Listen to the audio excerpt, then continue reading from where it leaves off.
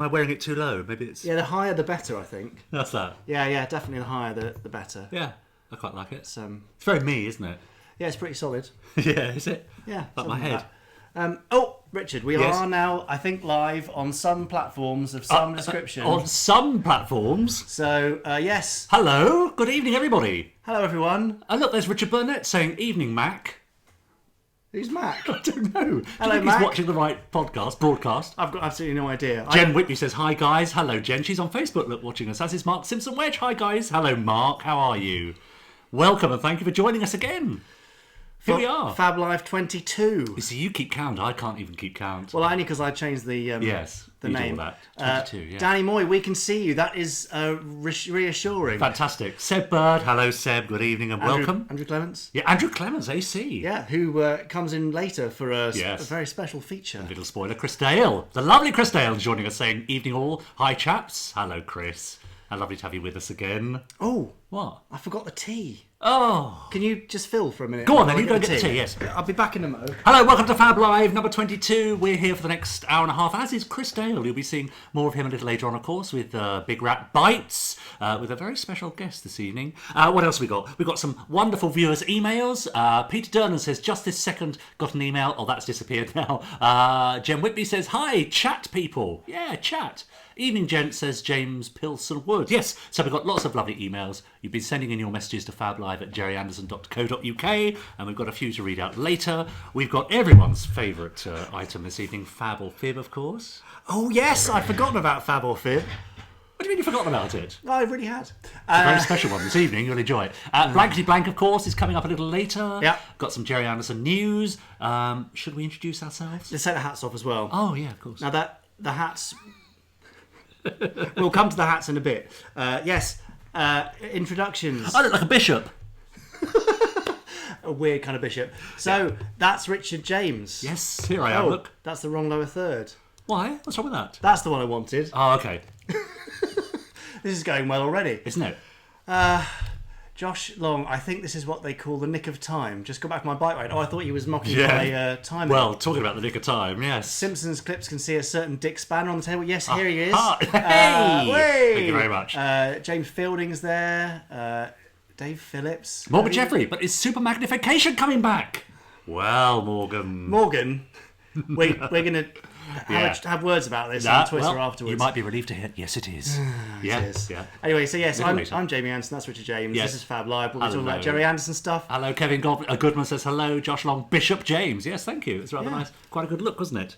It's a look. Yeah. And if you want to follow us on Twitter. Yes. Oh, there we are. I see what you've done. Richard Neinstein James. Yes. Or I'm Jamie Anderson. Yes, you are indeed. Yeah. Follow us on Twitter. Yeah, great.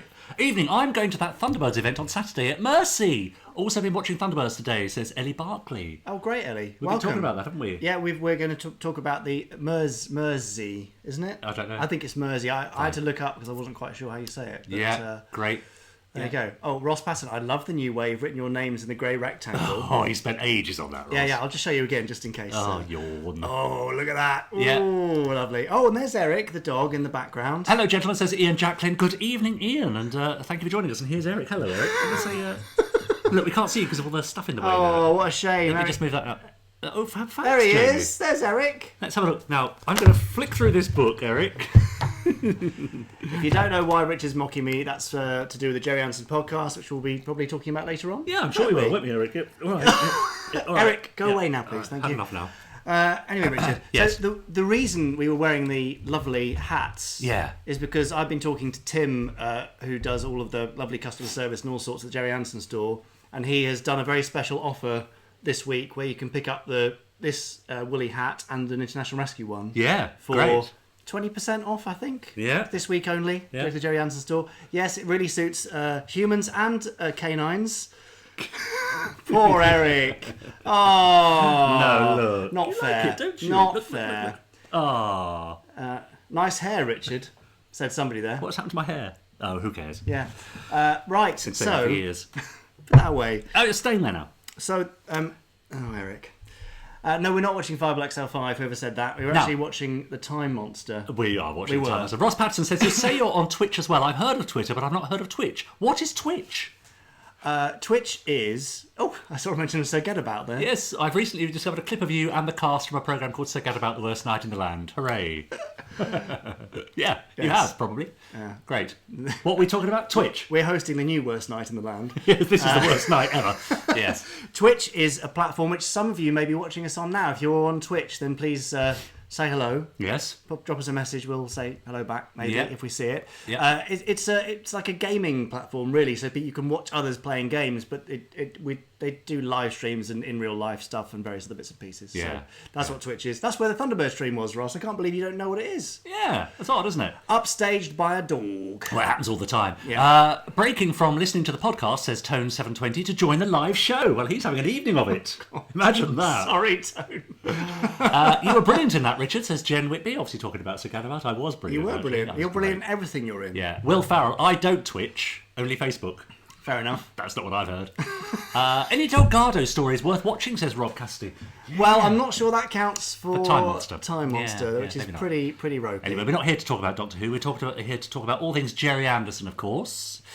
You know that. That's why you're here. It's beautifully placed down there. Have you noticed you've done that? Did you do it on purpose? Of course I did it on purpose. You're a genius. Well, genius. it has been said. Yeah. Now, don't forget to share us. You can do that whenever you're watching us on Facebook or Twitch or Periscope or YouTube. There must be a share button somewhere. Click it and share us so that people can see what you're watching and they might join us as well. Exactly. If you're watching on YouTube, comment, give it a like, all that sort of stuff pushes it up the search rankings, makes it easy to find. There's somebody from Twitch. Yeah. There you go. Oh, it's Boat Shoes D2. Yes. From California again. Yeah. Welcome back, Terry. Oh, you're Terry S. Yes. Right. Terry. Got you. Fantastic. It's sometimes we just don't know who people are because of their usernames. But look, hello, it's Peter from Sweden has joined us on Facebook. Hello from Northern Ireland, says Noel. Hello. Have you found your Korean fan, says Ian Jacklin. We have not yet. Oh, no, yeah, not yet. No, we've got one Korean listener on the podcast, South Korean. Yeah. So if you're that listener, then do let us know. Yeah, exactly. That's great. Yeah.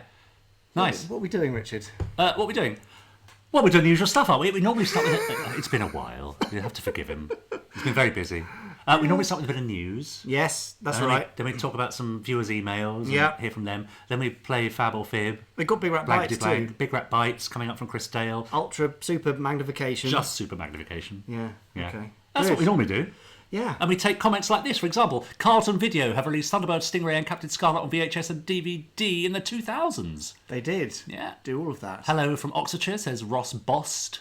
Oh, that's Ross Arrowsmith, who does some of our podcast audiograms. Brilliant. We'll talk about that in a minute. Welcome. Found you live at last, says Graham. He's done that on purpose. Do you think so? Yeah. Okay. I have an additional bit of information from today's Fab Fact, from today's podcast, says Jen Whitby. Now, we recorded that so long ago, I can't remember what the Fab Fact was. But that was Josh Long. Josh Long. Who talked about Vaseline on the lens, and his dad... his dad's Fireball XL5 painted by his grandfather. Yes, that's right. If you don't know what we're talking about, then I'm very upset that you aren't listening to the Gerry Anderson podcast, which is out every Monday on all podcast platforms. Absolutely, yeah. Which is just more of this, yeah, but in audio, so you don't have to see us. And you can't join in. Which is quite a bonus, I would say. Yeah. Have we got a release date for Firestorm, says James Wheeler? Cool. No, we don't. But it's all ticking along rather nicely. It's such a very complex business, isn't it? Getting anything off the ground. Right. Anyway, yeah, that's right. Richard, do you want a cup of tea? Oh, I'd love a cup of tea. Have you got a mug for me anywhere? I've got one just right there. Okay, actually, yeah. That's rather nice, isn't it? Look, it's a Thunderbirds. It's a Thunderbirds mug. Yeah. It's rather special, isn't it? Go on then, let's have a cup of tea. Oh, okay. Oh, it's quite hot, isn't it? It's all rather staged, this. Is it, do you think? Yeah, it takes a bit longer than you think. So I see. Keep holding it up for a while. Oh, God, my arm's falling asleep. What's happening to the... Look, the mug's changing. Just a minute. This is not product placement, by the way. This is just us being fascinated by a mug. It's a cool thing. Look at that. Look at the vehicles appearing. Wow. Don't spill it. No, I'm trying not to spill it on your expensive mic or your dad. Hot tea on father. That would be a bit weird. Anyway, this is a heat-changing mug from Half Moon Bay, which is pretty cool. Yeah. And I've been drinking my tea and coffee from it all day. I'll put that there. And it's lovely. Yeah, great. 2 sugars, please, says Ian Jacqueline. Ian, it's lemon and ginger tea, so you may want to change your sugar allowance. It's not normal tea. The tea's a bit weak, says Graham. It's herbal tea. That's why it's weak.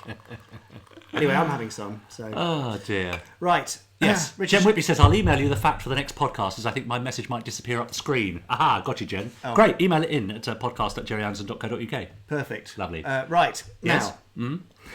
Oh, excuse me, I've got a bit of a runny nose. Go on, carry on. Carry on.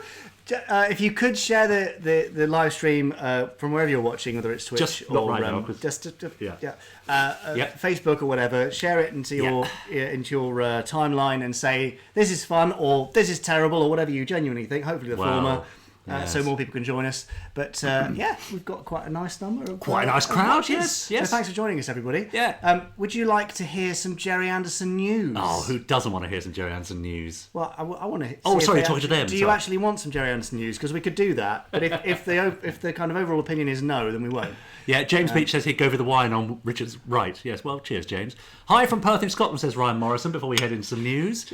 And Jamie Mr. Marvellous Anderson says Chris Honey, who's obviously a big fan. Or he's being rude, and that's sarcasm. Yeah. Someone up there, I can't quite see their name, says they're enjoying Space 1999 on Forces TV. Well, we'll be talking about that in a minute, including Breakaway Gate. Yes. Which lots of you will have yes, a bit of controversy. Been aware of. Oh. Yeah, we have 2 mugs. You're absolutely right. Okay, go on then, says Gary Hodgkinson about the news. Yeah, just get on with it. Mark Simpson Wedge wants the news. Yeah. Okie dokie, then here we go with some Gerry Anderson news.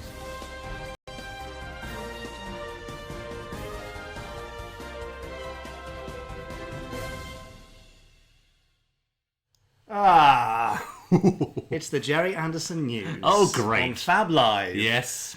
No, not that was the news. No, this is the news. Yeah, exactly. Yeah.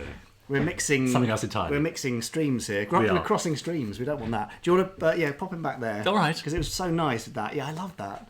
Okay, great. You're very easily pleased. I am tonight. Yeah. Lucky, isn't it? Right. Shall we start with the nice news or the sad news, and then? Or let's start with the sad news. I think. Okie dokie. Well, as many of you may know, our dear friend and colleague Richard Gregory. Seen here outside my old home with his Thunderbird 2 that he built for the Swinton ads in the 1990s. Yeah. Richard passed away last month, completely unexpectedly and out of the blue. You may have heard us mention it on the podcast or seen it on our website or anywhere else because we were very, very fond of Richard. Yeah. It was a real shock. He was a big part of everything that we've been doing, both Anderson Entertainment's activity and elsewhere with things like Thunderbirds 1965. Richard was a crucial part, a big supporter of ours. And yeah, we're just very sad he's gone. Lots of you have written in, and it's been absolutely brilliant. You've sent lovely messages, which we've then passed on to Richard's partner Carol and his sister Ruth and the rest of the family. Yep. They've been really, really grateful to get all those messages. So if there is anything else that you would like to pass on your thanks for anything Richard did, like the 1980s Cybermen, for example, the puppets in Terrahawks, the animatronics in Space Precinct, the Batmobile. Chris Nolan's Batmobile, the Tumbler, Walking with Dinosaurs, Richard worked on Hitchhiker's Guide to the Galaxy, Blake 7, loads more stuff in Doctor Who. I mean, it goes on and on and on. He was absolutely brilliant, and we're very sadly missed. So if there's anything you'd like to send in, just send in with the subject line Richard Gregory, send it into fablive@gerryanderson.co.uk, and we will make sure it's passed on to Richard's family. So thanks everyone for that. Yes. And that, thankfully, is the only bit of sad news today. Yes. So let's go. Let's make ourselves feel uplifted. Yes, good. With something charitable. Oh.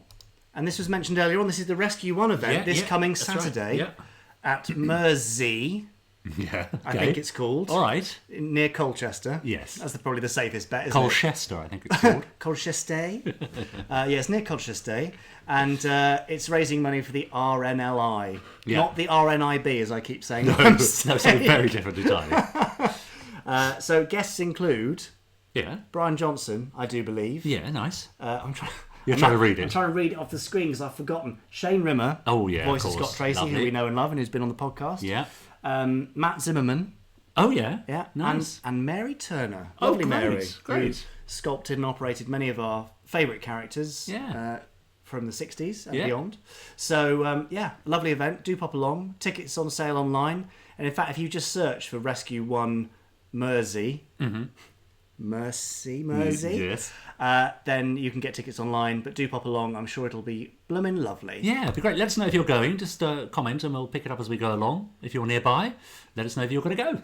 And if you have gone, if you are going to have gone, then send us something in for next month. Yes, I see. Send in photos or event reports or whatever to fablive@gerryanderson.co.uk. Yeah, great. If you think about it, RNLI are the Thunderbirds of the seas, says Emma Nichols. Absolutely they are, yes. The ring light is reflecting in Jamie's glasses, says Robert Monk. If I'm there, yeah. Is that Mistros? Woohoo! Was Mary Turner a sculptor? Well, I never knew that, says Simpsons Clips 24. They all had to do lots of stuff, including sculpting, operating, repairing, painting, you name it. Peter Durnan just got my confirmation that my mug has been dispatched. Oh. Look at it now! Yeah, it's great now, isn't it? Now it's had time to fully heat up. Yeah. It's very cool. Very nice. Richard, look at these. I've been looking at them all afternoon, yes. Yeah. Coveting your... Which one do you want, the scarlet or the blue? I thought it looked blue, actually. All right, you can be blue. Thank you very much. So, the lovely Captain Scarlet pistols from Planet Replicas are in stock now. Lots of you already got them. Yes, they have. They've been tweeting about them. I think they're rather marvellous. Beautiful. They are weighty things, aren't they? Weighty. Got a lovely feel to them. And it sounds ridiculous, but it's such a nice design from the 60s, the way it fits into the hand. That little tail on the... In fact, I'm not going to hold up against that because that's difficult to see, but the little tail on the butt here. Yeah. Butt. Yes, okay, we'll go with butt. It's amazing. It's a lovely piece. Anyway, so they come with these lovely display bases. There aren't that many left, actually, because they've been in quite high demand. But there's special editions of the black version, the white version, the green, the blue, and then the bog standard Scarlet. But there's only 350 worldwide, and lots of them have already gone. Yes, Mark Simpson, for example, he's got the black one. Duncan Wilson says, "Did the triggers work?" Carol White is Shane Rimmer dead? No, Carol, absolutely not, because he's appearing at this event on Saturday. Yeah. So please don't worry. That's right. Do you have a? Just wanted to address that because these things can suddenly spread. Can't he's not they? dead. Absolutely. Did the triggers work? I've got black. Yes. Do you have a green one? Says Jack Williams. I don't have a green one because other people have got all the green ones except for 2, I think, which are left. Fair enough. Scott says I've got my Captain Scarlet pistol. I love it. One of the best collectibles ever. Oh, well, that's nice to know, isn't it? Cheers, Scott. That's great. Are you doing Comic-Con in Brum? Says Ian Courts. Not been invited, and at the minute we are a bit too crazy busy, unfortunately, to do many of these. So no, not right now. Anyway, if you want a Scarlet pistol, shop.gerryanderson.co.uk. Yep. Who fancies some Space 1999 news, Richard? Yes, please. Well, I know you do because you love Space 1999. I do, yeah. You may or may not know. Yeah. Well, you know, but you may or may not know that right now in the UK, Space 1999 is being broadcast. Yes. Which is rather marvellous, isn't it? It is. In fact, it's being broadcast weeknights at 10. Oh, yeah, so it is. On Forces TV. Yeah. Which you can get on most digital and satellite services in the UK. I can't remember all the channels, but you can find them online. Forces.net/Forces TV. And they're re-showing all of Space 1999. Now, there was a small issue. Yes. Which occurred when the first episode was shown, Breakaway, which many of you will know. I don't know if you know the premise of Space 1999, Richard. I'm very familiar with it, Jamie. But I should imagine they are too. Yeah, but a fairly crucial part, as I'm sure you'll all agree, is the fact that the moon is blown out of Earth orbit by a big nuclear explosion. Yeah. Well, unfortunately, due to a conforming error, that part of the episode was cut by mistake on Forces TV's first showing. Now, they were very upset about this, as were many of you who watched. But I have to say, I think Forces have been brilliant in the way they've dealt with it. Mm-hmm. They put it all back together. They rescued the bit that was the problem, and they re-showed it Saturday just gone, and now they're carrying on showing the whole series. But they really do love it. If you want to hear how much they love it, you can listen to the most recent episode of the podcast, Pod 39, with an interview with Adam Hardwick from Forces TV. Yeah. And you can hear in his voice, can't you, how much they actually really loved the show. Oh, big time, and how gutted they were about that error. Were you watching Breakaway Gate? Did you see what happened? Yes. Yeah, I mean, it was a bit of a shame, wasn't it? Yeah, but look, Megan's saying Space 1999, the one Anderson, along with UFO, that I've never seen. Scott Bickley, I never saw Space 1999, but I'll give it a go. Oh, you can watch it weeknights at 10. Absolutely, yeah. Hello? That's a nice, pretty picture, isn't it? Yeah, beautiful. Let me just get that message, and then we can just look out the window into whatever that is, Lake Geneva or something. Right. Yes, Space 1999. It is what I was saying earlier. It's one of I think it's my favourite of the live-action Gerry Anderson series. Yeah. Well, there's UFO. Oh, and of course there's that other one. What's the other one that everybody forgets? Yeah. Love the SPV on your desk, says Steve Pearson. Stephen Richards, I met your father and Shane Rimmer at the Leicester Science and Space Museum just before his untimely passing. Your father was a genius and inspired many, says Stephen thanks, Richards. Stephen. That's much appreciated. We love That's good, isn't it? Yes, that is a lovely original dinky SPV there. Lovely. Bit of a beauty. Unfortunately, the front missile hatch. Oh, it does work. It was stuck down because the missile has sort of rotted away slightly. But, it happens when you get older. Richard. Oh dear. Lauren J. Gradwell says, "Hello, have I missed much?" No. Not really. No, you haven't, Lauren. Don't worry. There's lots more to come. We're still doing the news stuff right now. Yeah. Yeah, we are. Yeah, that's true. So, should we do some more news? Oh, if you've got some more news, yeah, that'd be great. There's other Space 1999 news, okay, great. which we've mentioned on the podcast and also on the website, but people do miss these things. Of course they do, yes. You know Space 1999, Richard? I do. I feel like we've mentioned it before, probably quite recently.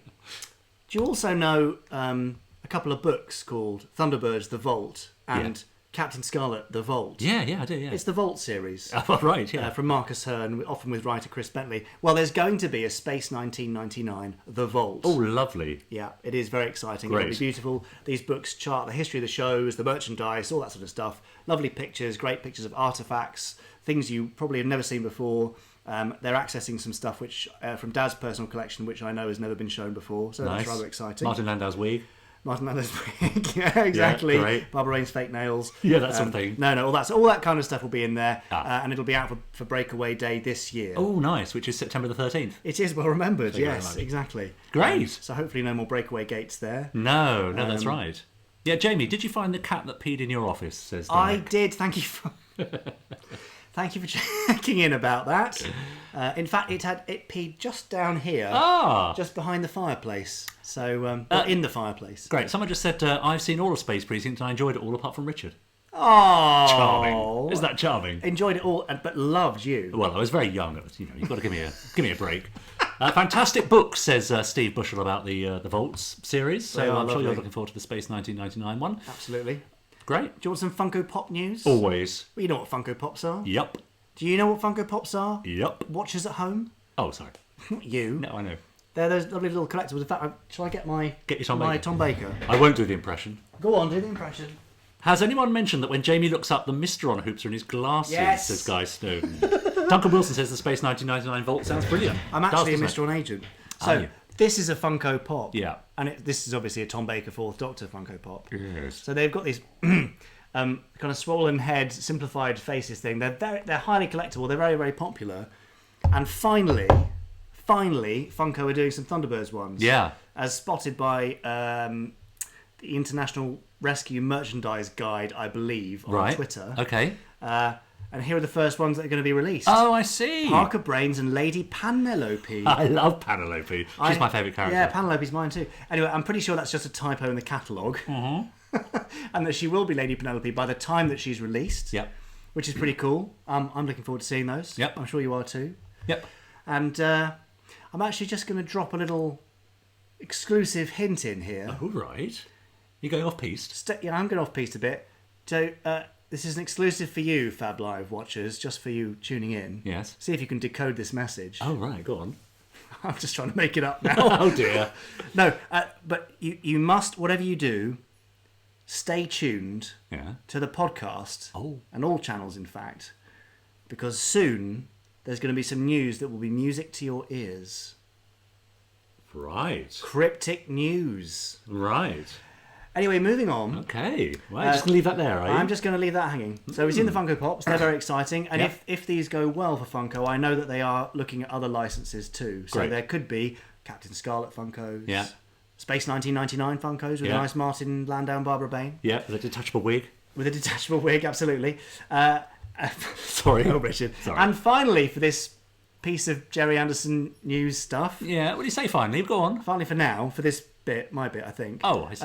The Joan 90 Deluxe Blu-ray box set is being released next week. Right. A week today.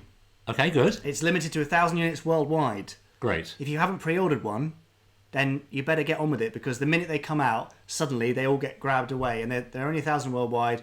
We've only got 250 available in the Gerry Anderson store, and you get the deluxe version of the Blu-ray Volume 4 with special features. You get a book by Andrew Pixley, a comic, and all in a lovely presentation box, which has got space for your other volumes. Yeah. So go and pick them up from the Gerry Anderson store, ASAP really. Lovely. shop.gerryanderson.co.uk. Great. Lots of people are speculating about your little cryptic clue there. A Barry Gray concert, Barry Gray at the BBC Proms. They can speculate all they like, but I'm not giving any further information. Okay, hello guys, I'll watch you later, says Terry Saris. Okay, cheers Bye, then. Terry. Thanks Bye. for coming. Thanks for dropping it by. Yeah. Right, great. I ordered mine ages back, I can't wait, said Chris Honey. What's that? Megan, Yes. Joe 90. Ooh. Well, I know. I feel your pain, Megan. Although Joe does look beautiful, and also we did produce some extras for the Joe 90 Blu-ray. Sure. And got some lovely bits and pieces that I think some unheard and unseen archive footage on there, as well as some new stuff with Keith Alexander. Yeah. So it's worth a listen and worth a watch. What ARW you up to, Jamie? Says Ralph. I suppose that's what are you up to, Yes. Jamie? That's what he means by that, doesn't he? I see. Richard James sings the Gerry Anderson themes. Ah, maybe that's the news. Yes, that's it. Richard James sings on ice. Yes, that could happen. On ice. Keith Roberts, Firestorm soundtrack. Keith, you can actually get the Firestorm theme on all good music services now. Yep. That's right. Yeah. You can. That's great. Robert Hill says, what's next from Network? And Scott says, what's the next Gerry Anderson series being released on Blu-ray from Network after Joe 90? Well, back in our 10th podcast, I believe, Tim Beddoes from Network did tell us that they were going to probably work on Stingray, was one of the next ones they'd be working on. Now, I don't know if that's happening yet. Yeah. But, okay. Yeah, that's the most likely one for now. Great. A Torchy Funko, says Duncan Wilson. I don't think so. James Beach, Keith Alexander is still about, yes. I love it when I say we've recently. Is he dead? No, he's alive. We recently interviewed him. He lives in Australia now, James. But we interviewed. In fact, Chris Thompson, who produced that extra for us, did the interview with him. Yeah, and, it's quite interesting. He's still in very good form, fine voice, still working, all good. Yeah, nice. There we go. Great. Right, shall we... Well, I've got a bit of news. Oh, what? Well, certainly something that needs mentioning, I think. Go on. You may or may not be an avid listener to the Gerry Anderson podcast. Comes out every Monday. You can subscribe on whatever platform you're of your choice. And you should. Yep. Well, we have a Facebook page. Facebook group. That's what I meant. We have a Facebook group for Gerry Anderson podcast listeners. Yes. So if you're not into listening to it, probably best not to go, because you'll be, having to face loads of stuff that makes no sense. Loads of hilarious podcast memes. Oh, yes, exactly. That's right. Yeah, so do find us on Facebook and join the group. Yeah, if you go to the Gerry Anderson Facebook page, facebook.com/Gerry Anderson Official, which many of you are watching us from right now, and click on the Groups tab, you'll find the Gerry Anderson Podcast Listeners Official Group there. Yeah. But there is a short application process in order to become a member. And that's just to stop people spamming and all that sort of right. stuff. Keith Richards says, yes, I've got the Firestorm main theme. I just wondered if there was more to come. Keith, there will be in time. Thank you for picking up the one that's there. Yeah, great. Nice. Right. Shall we let them see some other faces? Oh, I think that's probably a fine idea, yes. Yeah? Give them a break. Who did you have in mind? Well, I was thinking Chris Dale's Big Rat Bites. Oh, really? Yeah. Yeah, go on then. Okay. But first, please enjoy this sponsored message from the Gerry Anderson store.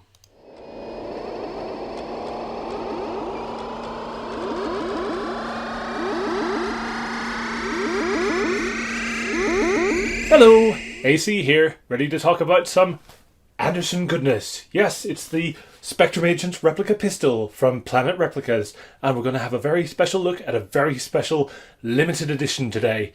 So let's get right to it. So Planet Replicas have released quite a few different Spectrum Agents pistols. There's scarlet, blue, white, green and black, as you might expect.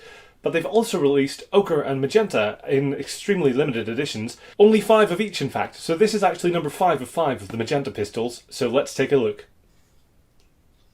Sorry, got a bit distracted there. Well, here it is. It's the magenta version of the Spectrum Agent pistol. It's very nice. It's very magenta. And it's very limited. But what it has in common with all the rest of the pistols is that the quality of the finish is really ridiculously good. It feels nice and hefty. You know, just like the Thunderbirds pistol, so if any of you have picked that up, you'll know just how nice these things feel. It does come with a display stand, also quite similar to the Thunderbirds display stand, but obviously marked with Captain Scarlet. Stands very well. The colour finish, not sure if you can see it on the camera there, but it actually is slightly translucent, so if you put a light behind that and shine it out, it will look very nice indeed. But yeah, I mean, you had to get magenta. Had to get it. As soon as I knew they were making one, I just had to go for one of these. He's the best captain, right? Yeah, of course he is. We all know he's the best captain. You know, I honestly don't think that I can say enough about these things. I mean, they're just honestly, they're just really... Yes, they are good, aren't they? Which brings us rather neatly onto a question that I'd like to ask in this month's Big Rat Bites. What do Spectrum agents do all day when they're not out fighting the Mysterons? Well, one place we might find an answer to that question is in the pages of TV-21, the legendary comic of the 1960s that featured exciting strips based on many Gerry Anderson series. When the Captain Scarlet strip first appeared in issue 141, Spectrum also took over the letters page, with Colonel White establishing a junior branch of Spectrum called the Spectrum Shades. Over the next few months, he and the other captains would set the Shades various tasks and challenges, and if you were to accept all of this material as absolute show canon, which, let's face it, you'd be mad to do, it's quite revealing as to what's actually going on Cloudbase in between episodes of the television show. For instance, in issue 144, Captain Magenta asked readers to suggest possible ways in which the Mysterons might attack the President Roberts atomic liner. And considering we saw on television exactly how that all played out, I'm willing to bet nobody told him about any of it. Many of the assignments the captains would set involved taking a random still from a Gerry Anderson show and asking readers to theorise how the Mysterons might attack it. But soon things got a little more mundane. Sometimes. In issue 146, Captain Ochre was encouraging readers to send in old bus tickets. But by issue 148, Dr. Fawn was asking them to overpower a man carrying a machine gun. You see how violently the difficulty pendulum swings on some of these assignments, and just how much Spectrum were prepared to ask of their new junior contingent. I have been assigned to uncover any Mysteron plots involving cars, announced Captain Magenta in issue 153. So that's like 75% of them? He then requested readers to send in as many car number plates as possible, with Colonel White also encouraging readers to spy on train stations in issue 164. This was starting to feel like borderline criminal activity, or maybe even the beginnings of a particularly nasty public information film. "This man is an undercover Spectrum agent," revealed issue 160. Then, having successfully blown his cover, TV-21 asked their readership to devise a disguise for Agent Lee Cooper to wear on his upcoming undercover mission. And boy oh boy did the Spectrum Shades come through for the poor man in a big way. Reader Kevin Hudson won 10 shillings for designing the winning disguise, and if we can put that up for you. Yes, say hello to female scientist Louise National.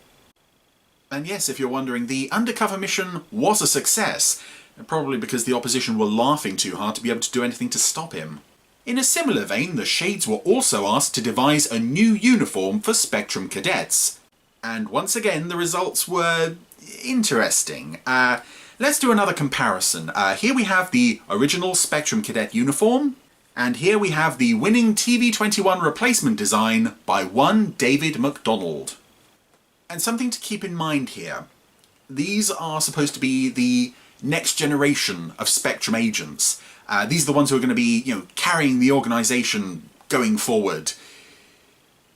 I'm starting to think that Captain Magenta wasn't so much an aberration in the recruitment process as more of a shining beacon for others to follow. Speaking of people who have no business being in Spectrum, issue 176 revealed that the head of Spectrum Intelligence was none other than Captain Brown, who you will recall was blown to pieces in the very first episode of the television show. And before you start telling me that it's a different man using the same codename, no, TV-21 actually showed his face, and it's the same stunt double puppet that was blown to pieces on camera. However, since we only see the head in the comic, and the head seemed reasonably intact the last we saw of it, I'm going to assume said head recovered from Mysteron control just like Scarlet did, and resumed his duties as best he could. Because quite frankly, you need a better excuse than "I've lost everything below my chin" to get out of work on Cloudbase. This is supposed to be a Spectrum base, not a rest center. Issue 184 delivered a substantial change to Spectrum's involvement with the comic, as instead of assigning missions, the captains were now asking the Shades to send in their thoughts on any random subjects that Ochre or Magenta or whoever could come up with. And again, if you approach these topics from an in-universe perspective, It really says a lot about the characters who are asking about them. First up, Captain Blue wants your thoughts on caning, perhaps giving us some insight into what happens to Spectrum captains who fail their missions. Captain Ochre wants to know how much pocket money you get. Methinks someone is not getting paid all that much. Or knowing Colonel White anything at all. And the burning issue Captain Magenta has on his mind is, what time shades have to go to bed? Isn't that just so Captain Magenta? Like, if anyone is being sent to bed early on Cloud Base, probably without any supper, it's him, right? Yes, sir, Colonel, sir. Surprisingly for a kids' comic, the TV21 letters page soon became a forum for fierce debate on such hot topics as racism. And the role of women in Spectrum. Yay!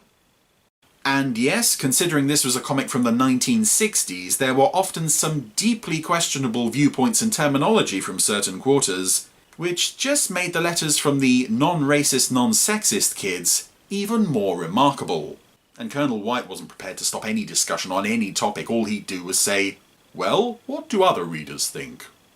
Issue 192 delivered perhaps the most controversial and infamous letter the comic would ever receive, and that's saying a lot, when D. Brady of Walthamstow devised an acronym to express his feelings on the Girls in Spectrum issue. Dear Colonel White, save us from girls. Positively no girls. Exterminate girls. Calcinate girls. Torture girls. Reject girls. Useless girls. Males only. D. Brady, formerly of Walthamstow before presumably being detained indefinitely at Her Majesty's pleasure, I have just one question to ask. No, actually I have two. Firstly, are you okay? And secondly, what show were you watching every week when Captain Scarlet was on? Did you not see that the only women we ever saw serving in Spectrum were the ones who had the coolest jobs? Is that why you were so jealous? That the girls were essentially the only ones who got to fly around in cool planes blowing stuff up? I guess it's a good thing you weren't around to see the CGI Lieutenant Green and Captain Ochre. Other important topics of the day deliberated by these junior Spectrum agents included being afraid of the dark, weddings for dogs, the Beatles, fox hunting, losing chocolates on the bus, and the necessity of war. So a nice mix of child-friendly content and surely a huge boost to Spectrum's fight against the Mysterons. Sadly, these letters also showed one of the main reasons for the ultimate decline of TV21, as more and more readers asked for sports-related items to be featured in the comic. Hoping to boost flagging sales, the editors listened, and over the next few months, the comic began to include more and more sports-related items, even dropping long-established Anderson comic strips to make way for more football, football, football! But now for something completely different. Sport. In the dying weeks of the original TV21, the Spectrum Shades idea was gradually phased out, with the letters page once again becoming the responsibility of the mysterious Agent 21. But about the most interesting thing he did with it after Spectrum left was create WIGS, the Well-Informed Grandmothers Society. Because having exploited the junior contingent of the readership as much as possible, I guess they felt it was time to start leaning on the seniors. So that was Spectrum's involvement in a children's comic, which went about as well as you might expect. But in all seriousness, the TV21 letters page is a fascinating time capsule of the opinions and viewpoints of children in the 1960s. And if there's anybody watching this who was a member of the Spectrum Shades back in the day, please write in and let us know. We'll be sending the men with straitjackets round for you as soon as possible. For your own protection. Oh, Chris. Scary Chris Dale. Chris is terrifying when he's got a gun in his I hand. know, that's a side of him I've never seen before. Yeah. What an thank you. interesting exploration of some quite contentious... Oh, I know. God, what did you think, folks? Yeah. It is amazing. Like Chris said, what did he say? A time capsule. Yes, absolutely right. That's Yeah. right. It's true. It's absolutely right. Yeah. Thank you, Chris, for another big bites. I know everyone out there loves it because we've been watching your comments as Chris was broadcasting there. Yeah. Nice, isn't I it? saw somebody say, "Ugh, sports." Yeah, yes, I know. It's not for everybody. Paul Midders says, hello all, first time I've managed to get to see Fab live, not on Facebook and at work for the last one, but I am late. You are very late. Yes. 39 minutes and 57 seconds late, in fact, Paul. Yeah. But Mark Simpson Way says, I've just joined the podcast group. Thank you for those who have found it and are joining the podcast group on Facebook. Two things. Of course, you've got to listen to the podcast to be part of the podcast group. Yeah. So you know what we're talking about, because the podcast is a little bit different to Fab Live. It is. It's just different content and so on, interviews and things like that. So you need to hear them first before you join and talk about them. Secondly, there are 3 questions that you are asked when you are asked to join. And only when you've answered those 3 questions will I personally give you approval to join the group. Yeah. It's just all about making it a safe and lovely and interesting and wonderful place to meet other like-minded Yeah, people. exactly. Because it's a lot of groups they can go a bit kind of feral and nasty and people can be horrible to each other, and that's not what we're up about. We don't want that. just want you to enjoy it, and you know, if you found something interesting in an interview or whatever, you can chat about it in a happy place. Exactly. So if you're wondering why you haven't yet gained access to the group, even though you've clicked to show your willingness to gain entry, it's because you have to answer those 3 questions first. So answer them. Yeah, simple as that. Now, Richard. Yes. We all have things that we like and don't like, don't we? Some people like sport. Sure. Some people like Joe 90. Well, yeah, inexplicably. And some people like your new game. Some people like my new game. Well, 3 or 4 of them. Are we talking about super magnification? We Jamie? are talking now. Go what? Viewers, I'm afraid I made a bit of a boo-boo. Not meaning to be rude, but will you get round to reading out emails? Says Simpsons Clips 64. Too late. Yeah, 24, not 64. Sorry. I don't mean to be rude, but insert rude comment here. We will do in a minute. We're just playing Super Magnification first. Yes. Now, Richard is the purveyor of the finest games of the Gerry Anderson universe. Of course. And one of those is Super Magnification. And he did do a lovely title sequence, which I forgot to upload into the broadcast Last system. time, yeah. And again. What? So unfortunately... Sorry, forgotten Richard, again? I forgot again. So we're going to have to cope without. But I spent ages on that. Charlotte cut it together. Blah blah blah blah blah. Unfortunately, I've ruined it now, and I can't plug into the hard drive to get the thing off. So, Richard, would you like to explain the rules of super magnification? There aren't any rules, but do you want to explain what it is? Yeah, I do need to read out one email though first before we get to that, because it does pertain to super magnification. It's from. We will get to all your other emails in a minute. Oh, I can't find it. Anyway, someone complained that it went on too long, and I agree. We had 3 last time. We've just got 1 this time that, in fact, was sent in by James Fielding. So we're going to show you a close-up picture from a Gerry Anderson show, and all you have to do is guess which show it's from. And then we'll zoom out and reveal all. That's all it is. Yeah. But now, look, you have to understand this. We've got something of a delay here, haven't we, Jamie? We've got there's about 15 seconds between what we're saying and the time you see it, and then, obviously, the same kind of delay back. Yeah, so the thing is, when we post the picture, we have to wait a good 12, 13, 15 seconds before we start seeing your comments. Yeah. Post the picture now, Jamie. Okay, so here it is. Here is your zoomed-in image. Yes, there. Now, so tell me what that's from. The name of the show, the name of the episode, if you can guess, and even the name of the character that is featured in this close-up picture. Right, now we have to wait, you see. Jamie, you're sacked. Richard's in charge now, says Richard Burnett. Well, I think that's a fine idea. I'm not sure that might be the best. Yeah. I think we both take a bit of the strain, don't we, Richard? We do. Well, Dan Box is straight in with Joe 90. You think that's a picture from Joe 90, do you? Yeah. It is a close-up image from something. From it looks like a women's magazine to me, isn't it? Okay. Dominic Riley says Joe 90 as well. Forgot on purpose, methinks Jamie, says Meccan. No, I didn't forget on purpose. Ross says UFO. Jen Whitby says, is it a Joe 90 birthday episode? Don't know, is it? Brains, says Lauren.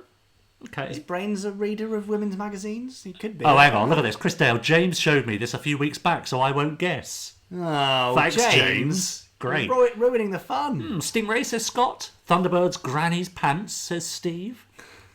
Well, I don't know. What you get up to in your own time is your own business, Steve, I think. I apologise for being a bit rude, written Jamie.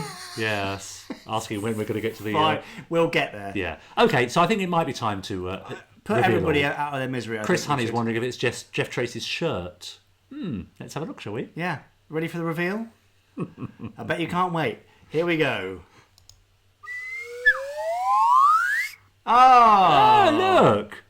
There. It's from Joe 90. James even sent me the episode. It's from Freezer Crowd. It's Mrs. Harris's choice of reading material whilst sewing. There you go. So well done if you got Joe 90. That's very good. It's a lovely little... Actually, I just want to play the clip again, actually. Go on, then. It's fun. You just like the Swanee whistle. I love the Swanee whistle. It's great, isn't it? Yeah, I might get a Swanee whistle, actually. Oh, we could do it live. Yes! Perfect. Who needs sound effects when we've got a real Swanee whistle? Exactly. Anyway, there you go. There was Super Magnification. I bet you all absolutely loved it. Yeah, but it's missing the title sequence, so they're not getting the full benefit of it. You're right. What would any Gerry Anderson thing be without its title sequence? Quite It right will be too. nothing. Yeah. And so I've ruined Richard's game. So sorry, everybody, for diminishing your enjoyment. Yes, quite of right that too. genius section. Genius is the word. Anyway, let's move on, shall we? Yeah, coming up later, I'm just talking of genius. Fab or Fib, of course, a little later. Is that the one where I draw? Yes, it is. Oh, no. We've got a linking theme between each of the 5 questions tonight. You'll be interested to hear, Jamie. Right, good. Blankety Blank coming up a bit later as well. In the meantime, should we do some viewer emails? At last, the viewers' emails. That's what everybody wants. I know. To keep Simpsons clips 24 Yeah, happy. exactly. So here we go with some viewers' emails. I think, I may have messed this section up a bit. Right. Oh, no, it's okay. fine. It's good. Everything's working. Right, so you take the lead and I'll try and find the relevant picture. Yeah, now look, there's one I missed out though. Look, from Steve Potchley and his supercar pilot's licence. Oh, we missed that. We'll have to do Sorry, that was my fault. Next time. Yeah, we'll have to do that next time. So we'll go straight on to Phil Brooks Law, who said, Well, hi, Jamie and Richard. Yes? Hang on. We should say, Oh. if you want to email us... Oh, no, it has to be there, doesn't it? Oh, yes. There! Oh, this is terrible, isn't it? Yeah, email us, fablive@gerryanderson.co.uk. We'd love to hear from... Why is that so dirty? Did you throw it on the floor? Yes, it's dog hair. Oh, okay, fine. No, don't stop showing them the dog hair. Anyway, if you would like your email read out, answered, pondered, or whatever else, then just send it in, fablive@gerryanderson.co.uk. Please try to send it in at least a day before. Oh, yeah. We get a few that come in an hour before, and that makes it very difficult to include. Yeah, because James we're watching Doctor Fielding. Who, aren't we, at that point? Yeah, exactly. We're busy watching The Time Monster. Anyway, Richard, who's been emailing us this month? Right, well, as I was saying before I was so rudely interrupted, Phil Brooks Law got in touch. He said, hi, Jamie and Richard. Hi, Phil. Hope you're watching Phil. tonight. Thank you for reading out my email in a previous Fab Live. It was a great surprise as I only sent it in a few days before. No, a that's few enough time. days. Yeah. Did you hear? Days makes it enough. Yes. Anyhow, I would like to share how grateful I am to work done by Network Distributing, remastering classic shows. Since about October of last year, I wanted to try and get into the live-action Gerry Anderson shows and Dick Spanner, which had me in pieces over Christmas. Yeah. Starting with Space 1999, it's simply stunning from its sets to model and effects work. Even the second series is worth getting for the last 8 episodes. Contentious. Yeah, probably right. Space Precinct is just fantastic after the rough start. I didn't write it. And the strange choice of dubbing some characters is sometimes off-putting, I'll say. Agreed. Seeing Richard as Orin being mounted by that monkey creature was so funny. Don't call me that monkey creature. You don't know what he's talking about. You need to watch Space Precinct. Get the box do. set. Side note, the remaster of Terrahawks was just so uplifting to watch, bringing it to almost the standard of the 60s shows, as the original DVD release was very poor. But after watching UFO, I've now got a new personal favourite Anderson show, the Space Precinct DVD collector's box set. Excellent. Firstly, the music for UFO has just got this swagger about it, like Barry Gray has just been let loose. As I was humming the music when jumps to 1980 in the first episode while at work for weeks after I first watched it. The actors are great. Ed Bishop is just so captivating when he has a big monologue to deliver. He is. Yet the thing that really sticks out watching it now, even though it's a very dark subject matter, it looks so bright compared to TV now, where it just looks like they haven't paid their electricity bill. I enjoyed UFO so much, I just had to do a painting of it. I'm not the best, but brings me much pleasure. And he sent us that painting, didn't And he? here is Phil's painting. There it is, look at that. Excellent work. That's really good, isn't it? Quite detailed. Yeah. God, it's all in there, isn't it? That's lovely. He then goes on to say, sorry if this email is a bit long, but before I finish, could I ask, the interviews on the podcast are very informative, and the one with Tim Beddoes I was very interested in, as you can tell. Would it be possible to interview Ralph Titterton about his work restoring the music recordings of Barry Gray? Right, Ralph. Thank you, Phil. Ralph, you're watching now. Yeah. So can we talk to you on the podcast about your work at the Barry Gray Archive, please? If you could comment and let us know, that would be amazing. Yes, that would be great. So there you go. Yeah. Thanks to you, Phil. You may have just booked us another guest. Brilliant. And if he says no, it'll It's be all on you. awkward for all of us. So thanks. Mark Simpson-Wedge. Hello, gentlemen. Sorry if this email is too long. We love long emails, don't we? I know you do. But I wanted to share a story with you and the fans. A few days ago, I went to London to attend VidCon, says Mark, which is a YouTube convention. On the last day, I wore my Thunderbird 2 hoodie, and several people liked it. I bet they did. Excellent. Even a young girl in a wheelchair asked if she could have a photo with me. I even did a bit of rescuing on that day, says Mark. VidCon had many activities for people to do. One of them was a ball pit. While I was playing around in it, a boy had lost his iPhone, so I recovered it for him. Oh, well done, Mark. It was at that moment that I felt a little bit like Virgil Tracy. Helping someone out. I know some people would find it funny, but it made me feel good. Well, good for you, Mark. That's fantastic. Good stuff, Mark. All this was a great surprise to me because I thought I was the only Anderson fan at the event, and it got me thinking of an idea. Many YouTube events like VidCon and the upcoming Summer in the City have displays of new TV shows and films. Maybe at one of these conventions you could attend and, like MCM, promote Firestorm. Absolutely. The premiere was a great success, so you never know, a display could be successful. See if the Gerry Anderson magic lives on in YouTubers. Thought it might be something good to do in the future. Well, what do you think of that? Well, yeah. Any opportunity to show some stuff about Firestorm in due course. Absolutely. Don't worry, Mark, we've got all sorts of awesome stuff planned. In fact, another little Fab Live exclusive. Here we go, yeah. We're doing some kind of pre-production test recording stuff Yes. in the next few weeks. Ooh, exclusive. Really? Yeah, and it's quite fun actually what we're doing. Yeah? So, Nice. And it is something that certainly Firestorm backers will see fairly soon, and after that, the rest of you in due course. Great. But if you haven't checked out Firestorm yet, Yeah, of course. why not? Yeah, yeah. After this, go to youtube.com/FirestormHQ, watch the mini-sode, watch the other stuff, find out all about it. Great. Yes, Mr. Jim, says interview with Ralph would be nice to hear on the podcast. There you go. Peter Dunham says, Ralph said yes. He said, yes, guys, said Scott. Oh, we missed it. Yeah, we missed it, so it doesn't count. Oh, I think he might have just texted me. Ralph, happy to do the interview, Jamie. Ta-da! Cheers, Ralph. You see, that happened right there and then. Yeah, live bookings. There's anybody else you can think of? Yeah, we're trying to get hold of Peter Jackson for a while, haven't we? Yeah. Anyone know Peter Jackson? Anybody got his mobile number or anything? Anyway, thanks, Great. Ralph. Yeah. We'll sort that out very soon. So thanks for suggesting it. Yeah. Was that Phil? Yes, I think it was Phil, wasn't it? Yes. Come on, we've got some more We have. things and pictures Yeah, great. to show. Yes, okay. So Steve Bushell. Yes, sent his picture. Said, hi guys, I thought I would share with you the first time I met Gerry Anderson. This was probably in 1994-95. He was doing a book signing in Waterstones. Other bookshops are still available, he said, just in Eastbourne. As it was in the afternoon, I had to take the day off work and spent the morning in anticipation of meeting him in the afternoon. My mum and I went to town, walked in, and there he was, sat on a chair behind a table on his own in the middle of the shop. I was a bit amazed that there was not a queue out the door. Well, it was lunchtime. Obviously, he was not famous enough, as I imagined. Well, all right. I went up to him and he asked me who to dedicate it to, and I chose my infamous moniker, Steve. That's with 2 E's. He's got extra E's, he has. He has, hasn't he? Which surprised him. I shook his hand and then asked for a photo, which he gracefully allowed. And here is that photo. Yes. Look at that. Yeah. So Steve on the left. Yeah, Gerry 94, Anderson on the 95. right. You see, that's how I remember your dad, of course, because that's about the time we were... Yeah, well, that's the bust that's at the front of the table there Yeah. is sculpted around from a picture from around the same time. So Okay, yes. Yeah, that's right. Great.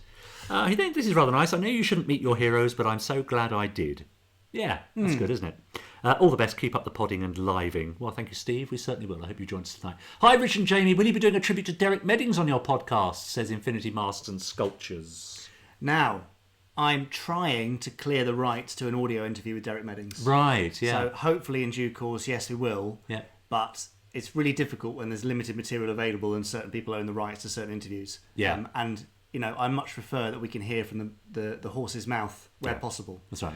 So, yes, we will try. There's many people we want to tribute to in time, but it's always nice to have that person speaking, even if they're long since departed. Yeah, that's great. Robert Cassidy says, yes, he's got Peter Jackson on his speed dial next to Domino's Pizza.